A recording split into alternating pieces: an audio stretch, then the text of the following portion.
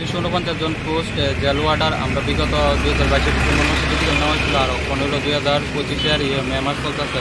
But কোনো update আমরা পাইছি না। আমরা যে ফিজিক্যাল লিস্টটা আপলোড করা হয়েছিল, মানে কতজন ফিজিক্যাল দিব লিস্টটা, এই লিস্টটা এখনও আমরা ওয়েবসাইটের মধ্যে না, এটা ফিনিশ হয়ে গেছে। প্লাস এখন অবধি আমরা যে কতজন কোয়ালিফাই করছি এটাও আপলোড করা হয়েছে না। আর কবে কি পরীক্ষা হইব, এটা কবে হইব, এটা কোনো ঠিক ঠিকানা নাই। ও অফিসারের কাছে আইলে অফিসার হইব হইতাছে, ফাইলে আটকে দিছে, উপরের থেকে পারমিশন আইছে না, কোনো রেসপন্স পাইছি না। এই কারণে আমরা আজকে ডেপুটেশন লেগে আইছি। বাট পোলাপাইন তো স্যার মানে ডিপ্রেশনের মধ্যে যেতেছে সোজা কথা যেটা। এই কারণে বেকারত্বের দিকে তো চাওয়ান লাগবো।